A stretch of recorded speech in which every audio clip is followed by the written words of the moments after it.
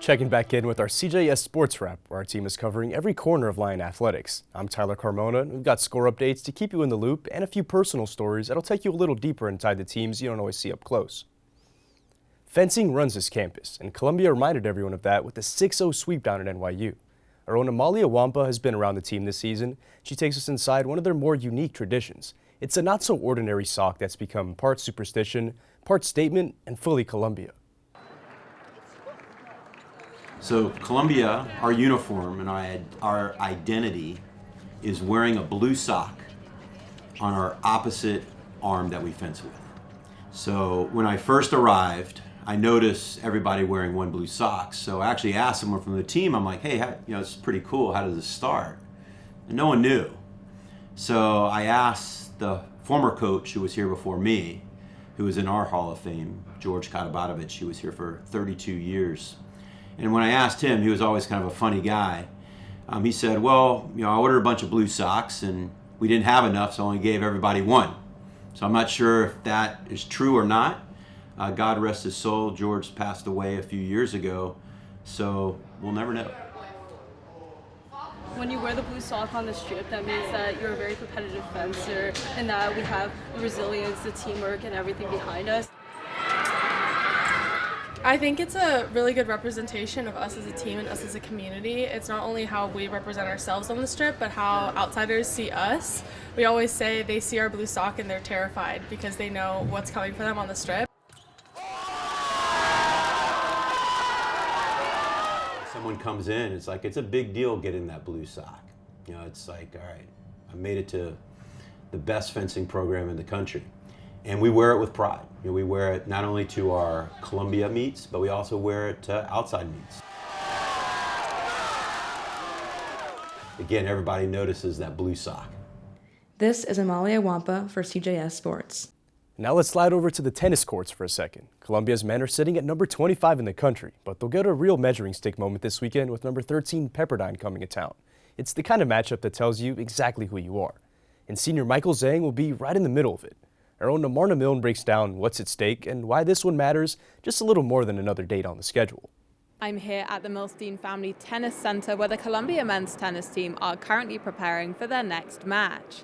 Last weekend at the ECAC Indoor Championships, the Columbia Lions fell to the Princeton Tigers in the final.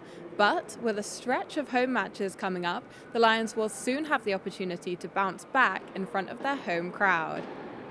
I'm a local kid, so from Queens, so a lot of my family and friends come out to the matches, and then we get a lot of classmates, a bunch of other teams come, so that the atmosphere is perfect. Princeton fed off its home crowd on Sunday with dozens of fans packed around center court. The Lions came out flat in doubles, dropping 2 courts early and couldn't recover momentum in singles. Their recent results have Columbia sliding from number 12 to number 25 in the ITA rankings. Yeah, this past weekend was pretty good. A lot of things to learn from. We lost to Princeton 4-3 in the finals. It was a really close match. It came down to Sachin's court. I was so impressed by some of our new guys. Abhishek Thorat had an amazing win down at 5.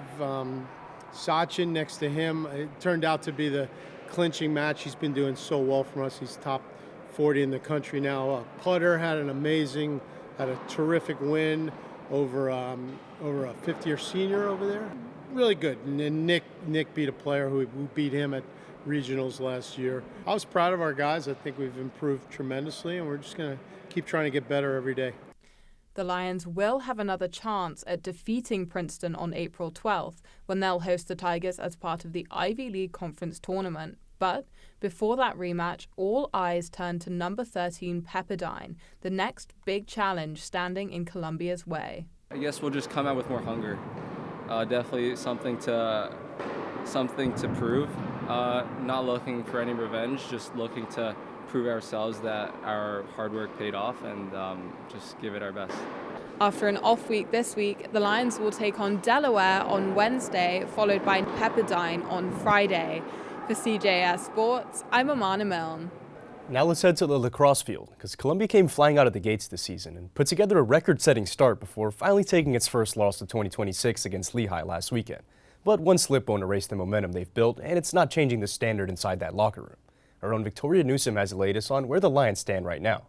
Columbia women's lacrosse pulled off a historic 19-10 win over Lafayette in their home opener, the most goals scored in a game since 2014. I think we push each other really hard in practice, so I give all the credit to my D for pushing me hard in practice, and I know Maddie feels the same. Cece Messner makes goals like this look too easy. She moved into 9th on Columbia's all-time points list with 127, tied the program record with 11 points in a single game, which is the second most of any player in the NCAA this season. Sophomore attack Maddie Brogan scored 5 goals and 1 assist as she describes what fueled her career day. I think it definitely comes from our preparation at practice every single day. All of my teammates, we all compete super hard. I think it definitely makes for great first few games. Head coach Ann Murray looks at defensive stops as opportunities. That when our teammates are making stops and they're stopping us, we're saying thank you. We're saying, thank you, sir, may I have another, so that we can handle those tough moments. And I've been really happy with how the team, both units, offense and defense, have been pushing each other to be at their best. Columbia women's lacrosse fell short to Lehigh here at Kraft Field on Saturday night. The final score was 18-15, and we saw an extra push from Columbia late in the fourth quarter, but it was not enough this time. One of the big things coming off of this game was shot placement. We were able to have 33 shots, which was great. We had, I think, 14 shots in the second quarter, 10 shots in the fourth quarter, where we're really pushing the pace, but we need to be able to find the back of the net. So we're going to be kind of honing in a little bit more on those skills so we start to feel good and find our groove a little bit more.